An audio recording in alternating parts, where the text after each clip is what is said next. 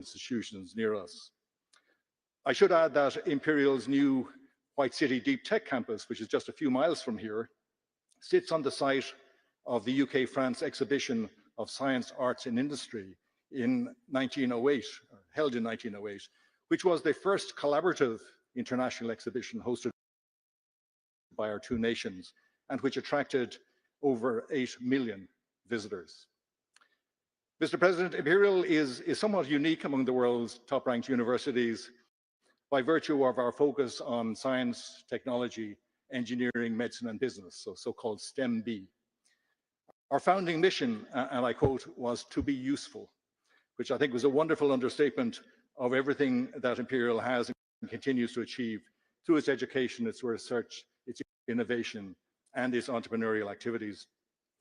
Every day, our students, our staff, and our partners come together to interrogate the forces that shape our world, and we use that knowledge to tackle the biggest challenges facing humanity. Mr. President, we warmly welcome your leadership, along with that of Prime Minister Starmer, in championing science and technology collaboration through this UK-France summit.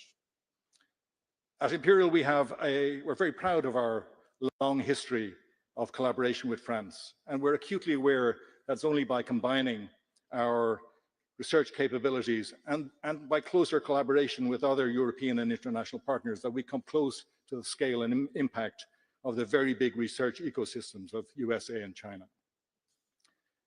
We are especially proud of our deep bilateral partnership with CNRS, and here I should acknowledge the invaluable support of the CNRS Chair and CEO, and indeed my good friend Antoine Petit, who joins us here today.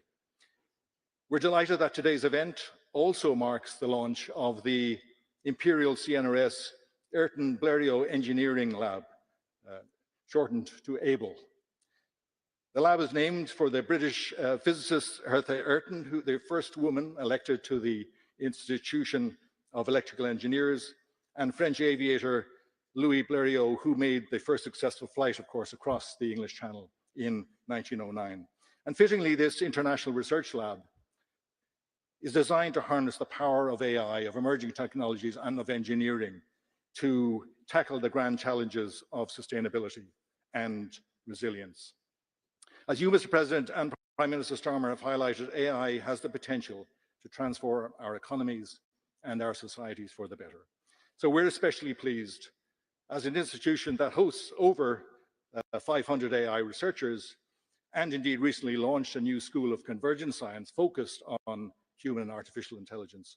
We're particularly pleased to be hosting this AI and tech discussion today. I'm looking forward to what I know will be a hugely insightful discussion. And it's first my pleasure to hand over to another very strong advocate for the potential of AI, Dr. Peter Kyle, Secretary of State for Science, Innovation and Technology. Peter.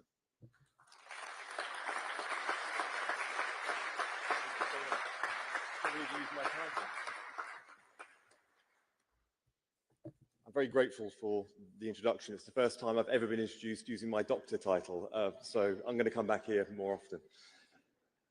President Macron, Nobel laureates, distinguished guests, and very many friends, it is my absolute pleasure to welcome you, President Macron, to hear Imperial today.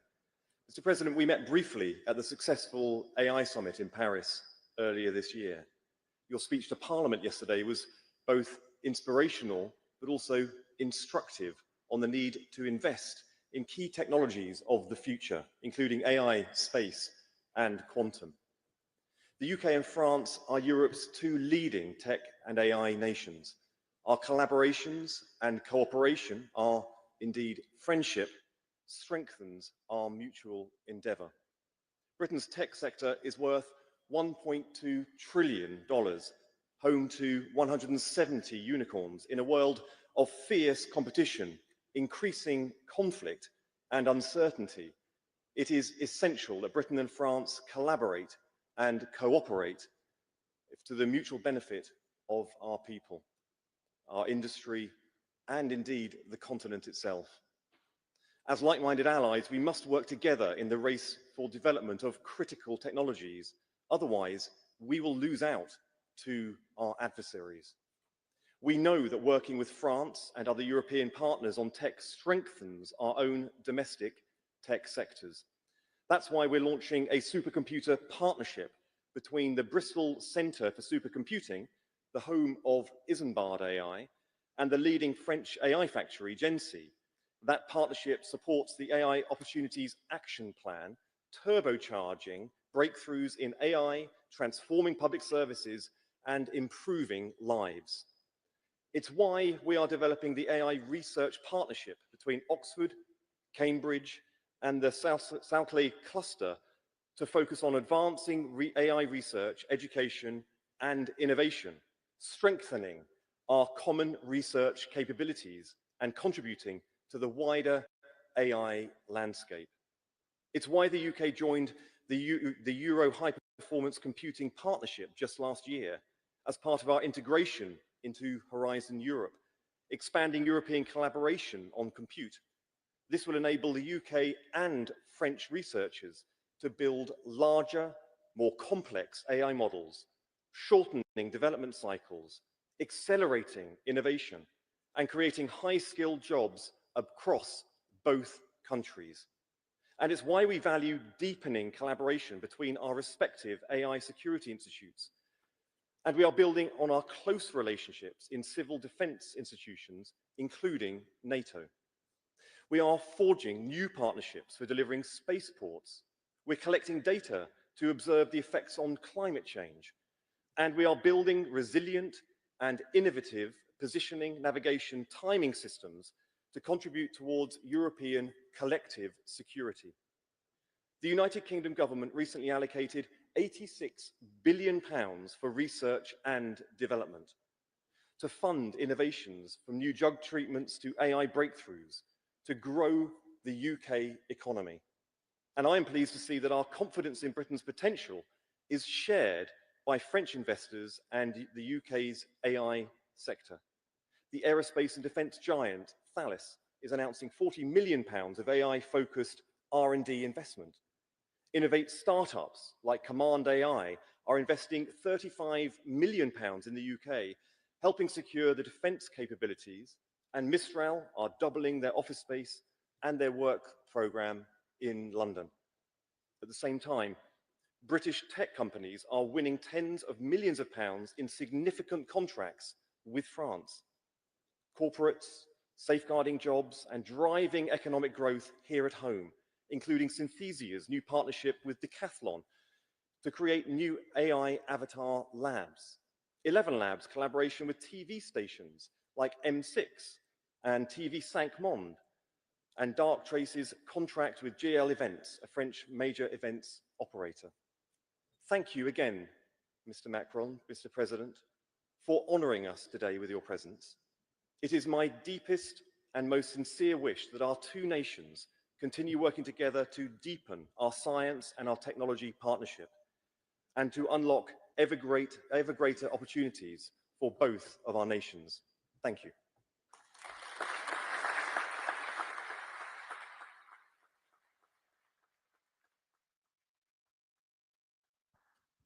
So welcome again, ladies and gentlemen, to Imperial for today's event. It's my great pleasure to host the next discussion between some of our greatest deep tech founders from the UK and France, and also with His Excellency Emmanuel Macron, President of the French Republic. But I'll start by inviting Arthur Mensch, CEO and founder of Mistral AI, to join me.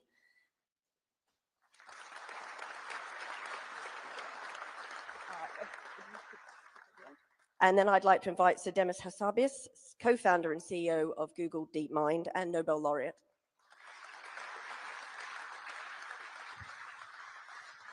And of course, it's my great honor now to invite His Excellency Emmanuel Macron to join us on stage.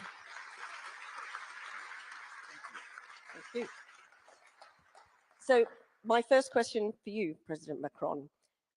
From Louis Pisan's influential work on the development of TCP and the IP protocol to Alan Turing's foundations of computing, France and UK have always been global leaders in technological progress. How do you see the strengths of France being built upon to continue that progress, to continue to compete globally as the technological race really builds across the world? Thank you very much, and thank you for this opportunity. Thank you, Mr. Minister, for your words and your very clear program and commitment. And thank you, Mr. President, for hosting us and welcoming us in university. And I think the title you decided to adopt, I mean, from science to growth, is a very good one, and is probably the best answer to your question. When we look at the challenge, it's clear that I think it's not just because I'm here, but UK and France are probably the two nations to be part of the race and leading the race in Europe. But we are lagging behind, both the US and China. Let's be lucid. And the big question for all of us is how to be part of the competition and indeed to de-risk our model and not to be dependent on US or Chinese solutions. And the first one is science, science, science. And investing in science and fundamental science is absolutely a necessity. And I want just to emphasize this point because it's a very important one. And I'm very pleased by your mention of CNRS. And I know that a lot of research centers in France will sign partnerships during this trip. But fundamental science remains very important. And obviously, technological research as well, and so on. The second point is training people. I think our two countries have the chance and the merit to train a lot of data scientists, mathematicians, and so on. So we have the skills, and we were used to train these skills. And we have to follow up and increase. And part of the AI program we have, and since 2018, the first AI plan, very clearly, we launched additional training programs in order to have more and more talents, because it's clear that it is one of the critical issues. The third point is to be sure that we have the right ecosystem. And this is here's a perfect illustration of what we need. Having public and private labs, but having large companies working with these labs, with startups, and an innovative ecosystem. And I think our two countries are probably the best-in-class ecosystem in Europe. But we are still lagging behind the US as well, if we are totally honest, by the necessity we have to increase the number of startups, but to have much more scale-up opportunities, because the level of our tickets remain clearly behind what is on the US side. And this is why I think we need this big AI program on both sides of the channel. But this is why we need a proper European approach and capital market union for the European Union. But all the links and capital markets is beyond borders. But having a real financing ecosystem to be able to finance much more our innovation, and especially those who are very demanding in terms of capital, is absolutely critical. And as long as we will be too much dependent on investors in the US or big public and private investment in China, it will be very difficult to consolidate a proper European ecosystem and a Franco-British ecosystem. So a better integration and the scale-up of our financing solutions is absolutely critical. The fourth point is about the infrastructure. You mentioned the AI summit. We all announced I mean, completely crazy figures when you are normal people. I mean, when you have just for one project, one plan, something like a dozen of billion euro being invested. But what we need is clearly computing capacities. And as Europeans, we're still dependent on the computing capacities. And for these guys to train their model, I mean, it was very difficult to be just to rely on our own computing capacity, because where we represent 20% of the requests, we had 3 to 5% of the capacities. We are bridging this gap, and we announced, both in UK and France, a lot of additional capacities precisely to train our model and to compute and so on, but this is absolutely critical. It will be impossible to completely kill our dependencies on this on this track. Why? Because when we speak about this infrastructure, you need to have the packaging of the chips in order to build the AI factories. So we are building AI factories. We are investing. We are attracting investors. But the packaging is for more than 80% of the market made by NVIDIA. So this is why we are attracting NVIDIA, and we signed a great partnership between Mistral AI and NVIDIA. So we go upstream. And after that, when you look at the chips, you need Foxconn or TSMC, but very few Taiwanese companies. So we have to work with these companies to de-risk our model, otherwise we will remain totally dependent on them. So it's clearly one of the critical areas where we have to team up with your country, but as well where we have to accelerate our own research. Because all these guys learned their technology and the chips industry in Europe, by the way. And I would say the last point is to be sure that we precisely go downstream as well. And we share this innovation, and this innovation is, precisely improve the efficiency, the productivity, and transform the different verticals from energy to life sciences and so on. And this is where our capacity precisely to accelerate the ownership of all this innovation, but as well as you mentioned, the way to accelerate our ability to use AI and AI disruptions in other sectors is absolutely critical. I could detail, but I was already too long, but this is why I'm very happy to be here, because DeepMind is clearly a great example of how to make such an innovation a game changer. And what you are doing in life sciences, for instance, is, on my last point, one of the game changers to be much more independent, and where the AI race could be clearly won. And Mistral AI is on the LLM side, clearly with such a frugal and non-Chinese, neither US model, clearly an opportunity to diversify the offer, and for a lot of people, and for me, part of the European champion we want to promote. And this is why on these different tracks, the partnership between UK and France is for me critical, because we exactly face the same challenges. And teaming up together is the best way to have a critical mass when we speak about our talents, our labs, our key players, or our financing capacities. Thank you very much. Well, I mean, I think you've touched on the competition in the space, in the AI space. And I think one of the key reasons for that as well is just the pace of innovation when it comes to AI. So perhaps, Demis, we could come to you and just kind of get your views on how you respond to that pace, and touching on some of the points just raised, what we need to be doing to not only keep up, but to get ahead. Well, it's a very exciting time right now in AI, of course. The pace of progress has been incredible. But it's also a very serious moment. I think we're a very decisive moment. I've been working on AI for 20 plus years now. DeepMind was started more than 15 years ago. Almost nobody was working on AI then. Now the whole world is working on it. And we've always believed that it's going to be the most transformative technology perhaps humanity will ever invent. So how we build it, the decisions we make, the leaders in this field and the governments in this field make now is going to be decisive about how this goes. And I'm very excited about applying AI to science and using it to accelerate scientific discovery in medicine. That's why I spent my whole career working on AI. And we're making great progress on that front. But it's a dual-use technology, and there are risks too. And I think, I'd love to see more dialogue at the international level about agreeing things like minimum standards for how we want these AI systems to work.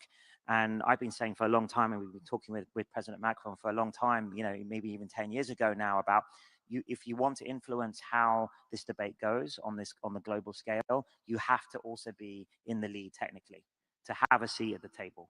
And I think the UK and France and a few other like-minded countries, perhaps like Canada and Switzerland, I think if we band together with the same values, we can form a counterweight to the two global superpowers and influence the debate at the global stage. And I think that's very important to have that voice, given that this technology is going to affect everyone in the world. Thank you very much. Arthur, if I could come to you on a similar point again, addressing this idea that the pace of innovation is something that is both a challenge and an opportunity, and how you at Mistral AI think about that and respond to that. Well, one of the premises of starting Mistral AI has been to commit to open science and bring open source models to the world. And it's interesting to note that we actually started the company as a French and British company, as we incorporated the two companies almost at the same time. We had a workforce here very quickly. And to Demi's points, we need, as countries, to have a seat at the table to innovate. If you don't innovate, you're down to regulating, and then it's a little less interesting, and you have less of a say in how we use the technology. And so our approach there is to leverage the power of the two countries when it comes to training people and to have great scientists. And by doing by committing to the open technology and building a business on top, building an enterprise business on top, we've been able to, I think, accelerate and change a bit the way the field were thinking about this issue of having enough transparency around the models, having enough access, ability to change them. And what we see is that with the models that we've released, starting in 2023, the academic world has been able to use them quite extensively. I've actually never had as much citations as with Mistral 7B, which is the first model we released. And the reason for that is that it's sufficiently small for scientists working in university to work on them and to do studies. And so we found that by committing to open source and by doing it more than what the US can do, the US is always a bit struggling whether they should do it or not because they have this competition with China, which we have a little less. By committing to this open technology, we've been able to spread science and to have a lot of new scientists work on that technology, and sometimes they came to us and started to work with us. Thank you very much. I think the open source debate is going to continue and be an important policy area that we're going to need to balance. I think we've talked about the need for science and really allowing science to innovate and talking about how AI itself can help with that. I think the next question is, how do we get some of these great breakthroughs to market? So how do we have science for growth? Mr. President, perhaps you could say something about how France is approaching some of these challenges about translating these great breakthroughs from science, from the lab, and getting them to market. I mean, it's been our key challenges for decades, I would say. And historically, we were not the best in class, to be totally transparent with you. And during many years, we had this feature to be quite good in some key fundamental science, or quite good in our in Polytechnique, in RIA, CNRS, and challenged by some others in terms of tech transfer. I think during the past 2 to 3 decades, we did improve our ecosystem by creating the flexibilities and the facilities in order to improve the tech transfer, to fix the IP regulations, and to create flexibilities for researchers and so on. And for me, it's, as always, a question of ecosystem and role model. And the question is, as long as in your labs, in your universities, you are just surrounded by people being 100% in academics, you don't have incentives or role model which will create incentives precisely to bring your innovation to the market. Now the situation is totally different. So we passed laws, changed our regulations, I would say at the beginning of the century. But during the past decade, there is a big transformation. And thanks to the French tech, I have some of the French tech people here, but we launched this brand 10 years ago now. And we have this ecosystem, not just in France, but everywhere in the world. And it's very inspiring, I would say. And some of the French tech people are not coming from universities. Some are not coming from a big disruption, but some are coming from fundamental research. But it creates an ecosystem and some role models, and it creates a lot of incentives for people, for young people, students, PhD, postdocs, precisely to try to see how they can bring their research in the market in order to get precisely scale and pace. And I think it's, for me, as policymakers, what we have to do is to create the maximum level of flexibilities. So we have to allow those who want to stay and be involved in fundamental research to stay and to be competitive. And this is where we are working very hard, because we are improving the model and we will pass additional stuff in order to be more competitive in order to keep our talents on fundamental research and universities as well. But we have to create flexibilities to allow them who want precisely to exit in a certain way, or launch a startup, or launch a contract with the private sector, to transform what is fundamental research in an innovation, a company, and I hope tomorrow a large company. So we did improve the ecosystem. We are still improving it. My second point is clearly about financing. I already mentioned it, but I think this is a game changer. And this is why what was done during the past few years with QTI and some others, because we had private financiers launching precisely some additional scale. We had this TB fund, and we tried to accelerate funding in innovation is as well critical. I was going to come to you next, Demis, to sort of say, what, as a world-leading deep tech founder, what do you think are still the big challenges, the big hurdles that we need to get out of the way to allow innovation to really flourish? Well, look, I think the good news is we have, you know, the UK and France specifically, but also in EU, is we have world-class talent and world-class universities like Imperial, like where we're here. So the talent's always been here, and I've always been a big believer in that. Part of the issue is the ecosystem, as Mr. President says, and that's getting better. So access to capital, like 15 years ago, was very, very difficult to start up any deep tech company here. But we've had some proven successes now, and DeepMind's been part of that. And I think that part's got better. What we need is really grand ambitions. People are really ambitious, like Arthur, to go for it. And we've shown that it's possible. And I think there's sort of, this was a lack of role models maybe 20 years ago. Now we have some, and increasingly in the next generation as well. And we're very proud of Arthur's success as ex-DeepMind person and a prodigy of ours. And, you know, I think that it just takes a few success stories to start building an ecosystem. That's how Silicon Valley started. And then you reinvest, those entrepreneurs mentor others and reinvest, and you get a critical mass. And I think now Paris and London especially have that critical mass. And we've got to build on it, and with government support, I think we can really make amazing progress in the next 10 years. Thank you. And Arthur, coming to you with the same question, what would you like to see changed, or what do you think has really worked in the past to allow innovation to flourish in this space? Well, I think, well, first of all, as Demis said, it's about the ecosystem, and it's about waiting, because you need several generations to stack up and to start becoming bigger and bigger. And if you look at the US, kind of started 40 years before us, so we're catching up faster than that, but you still need to have multiple generations of entrepreneurs that follows the cycles of innovations. I think in the field that we're talking about, which is AI today, a very big specificity is that this is both a deep tech field where we still need to heavily invest to solve problems that are fundamental and very hard to solve. But it's also like a very good business at that point, because the current technology is already extremely useful to drive productivity and to drive growth within enterprises. And so that's both an opportunity and a challenge for us, because on one side, we need to continue to invest on deep tech and to remain competitive and to invent new technology. And on the other side, we need to take the current technology and turn it into a product and solutions that are delivering value to enterprises.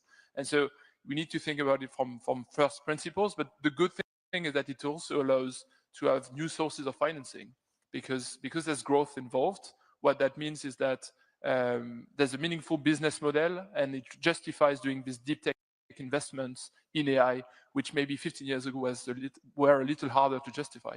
And so in a way, the field of AI has moved to something that is quite comparable to biotech, where you invest a lot and you also have a business model down the line. So that's great opportunity. That also creates a lot of competition, because obviously you have multiple companies that are doing both a business and technology. And so that's why we're seeing that acceleration in progress today. Thank you very much. And I think what's very clear to me is there's a lot of common challenges and opportunities across both France and the UK, and a lot of the suggestions that are coming from the panel are the sorts of interventions the UK government has been making to address some of these challenges. I'd like to sort of move a bit to recognizing that AI is really a cross-border technology. It's a global technology, and Mr. President, I'd be interested in your views as to how Europe approaches building a sort of innovation ecosystem and unlocks the potential of AI referring back a little bit to your comments earlier about the big other, the other countries who we're competing against in this space. No, I totally agree with you. This is clearly a cross-border innovation, and it's not just, I mean, AI cannot be seen as an economic sector. This is a big transformation which will impact all the potential sectors by itself, and is a change in depth of the economic structure, and by the nexus with different sectors like life sciences, energy, and so on, clearly will guide us to breakthrough innovations.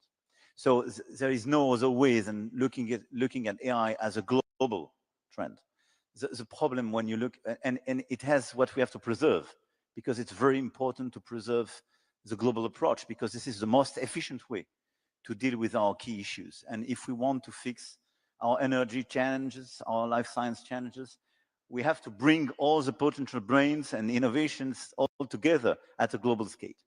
The difficulty is we are facing some exclusivity of in some key pillars or key blocks of the value chain. And this is where we have, I mentioned that yesterday in my speech at Westminster, but I spoke about de-risking, but it's exactly what is at stake. I don't want to decouple Europe and European perspective with the rest of the world. It doesn't make sense. But just, we should look very lucidly at the world, which is ours today. Are we sure that all the countries in this world will be super cooperative with us, and the day you have a breakthrough innovation, we'll say, okay, this is a global innovation, open science? No, I have no doubt. No doubt. Let's look at what will happen on the pharma companies in the days and weeks to come with our good US friends. Nobody 2 years ago would have imagined what is happening today on tariffs and trade. And if we are totally lucid, today we are too much dependent in terms of computing capacities. Too much.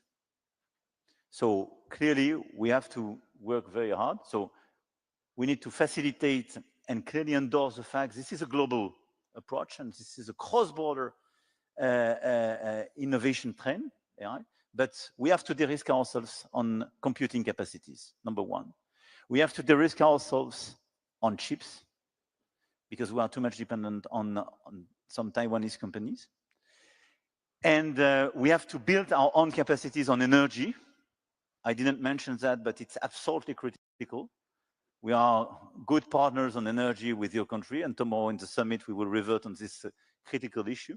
But if you don't produce on the long range, low carbon, pilotable, and competitive energy, you have no chance to be part of the race. Because having computing capacities in a data center is super demanding in terms of energy. And one of the big advantages we have in France is that in 2024, we exported 90 terawatt hour, largely based on the historical nuclear program. So it's one of the key items, and at a European scale, we have clearly to follow up our strategy to produce much more low carbon, pilotable electricity. And it's part of the game. And fourth is on talents. We are training a lot of talent. This is part of our advantages. We mentioned that, three of us. But let's be honest, a lot of our talents are attracted in other places. So it's very important to deploy the good policies in order to keep them with us, or create the good incentives to bring them back at home. And what's happening in the US as well regarding science, I think is a good momentum. I don't want to be cynical with that, because this is terrible for science, for climate, and so on. But offering, as Europeans, the perspective that there are more than those who want to work on climate, on AI, and to work in an academic context where they are free. And we do believe in academic freedom and free research. I mean, this is a European perspective. And now it seems to be very attractive because it's challenged in other places. So here are some critical elements where, even if this is a global approach, we should not be too naive. And there is a little bit our model, and this is where we have to work together because we are exactly put in the same situation. And let me share with you a very politically incorrect issue post-Brexit in this country. But if I followed properly the narrative of the Brexit, the whole story was to say it will be much easier to fix our problems without the EU. I'm not sure you fixed migration and financial issues post-Brexit much better than with the EU. I'm sure about one thing. Having closer links is the best way to fix our critical issues on research, science, AI, and so on. Ready. And this is why I think I don't have the feeling that the US are embracing you, saying you are my best friend and I will give you super perspective. On pharma, not better than us. On trade, you negotiate your deal. We are working hard to try to negotiate it. But having 10% tariffs is good for nobody. So I do believe that even the grand large could be very attractive sometimes. I think close friends, just sharing the channel, and good old friends, being predictable and respectful, I think sometimes it's good as well for innovation.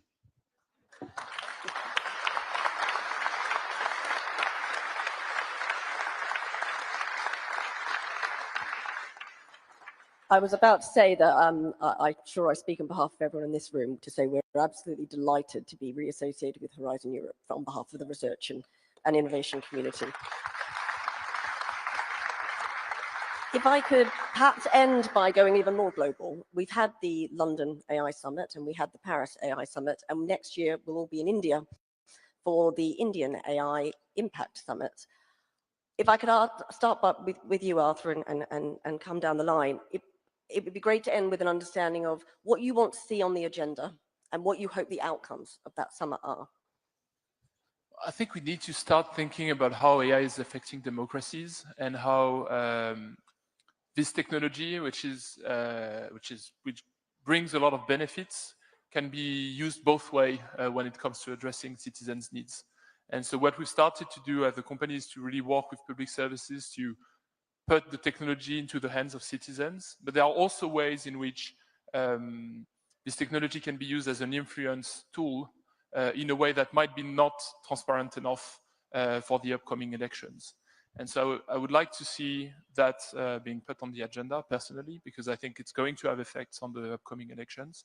I think it's a risk that is accelerated by some form of concentration of power by a few American companies.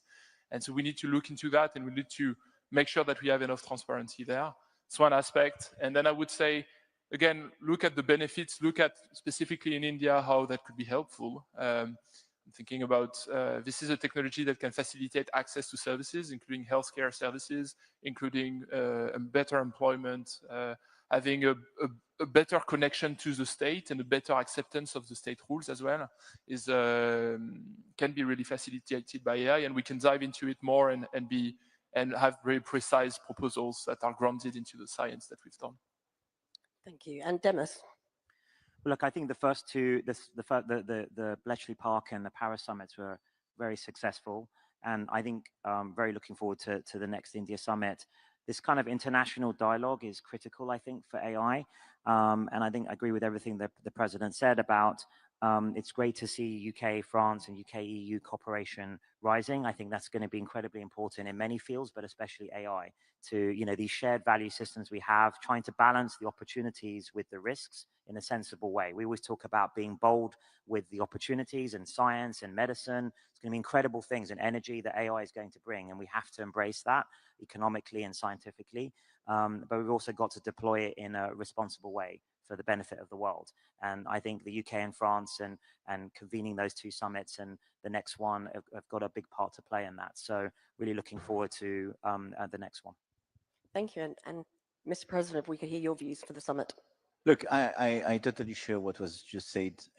I think the first, the relevance of this summit was to have a global discussion.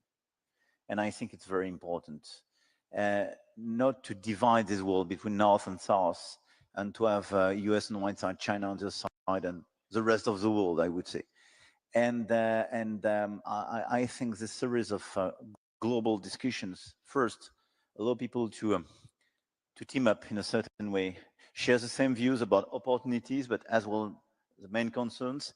This is as well a unique opportunity to have exchanges between researchers, academics, entrepreneurs, investors, and policymakers.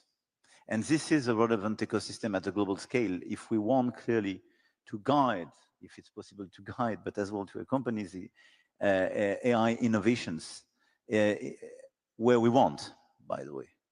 And to resynchronize our agenda, because we see some differences in different parts of the world between innovation, regulation, total absence of regulation, and so on.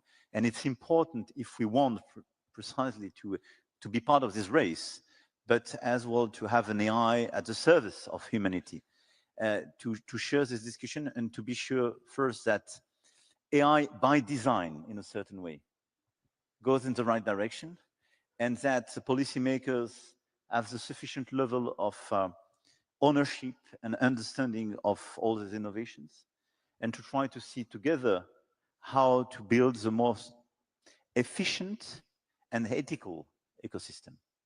So having a unique discussions on so many topics and the same discussion from India to Canada is for me very important. So this is why I'm very excited as my two friends with this perspective of this new summit in India. And I want to thank you, by the way, because you launched the first edition in UK and it was very important. And this cooperation is absolutely critical between not just both of us, but globally speaking. Well, thank you very much. And I think it's clear these conversations can and must continue. I would like you to thank our panel for what I hope you found was a fascinating discussion on the future of AI innovation. And I think as well that demonstrated just how important it is for policymakers and innovators to be talking to each other as we navigate what is a really quite an exciting, but also very challenging new technology. So if you put your hands together, please, to thank our panel.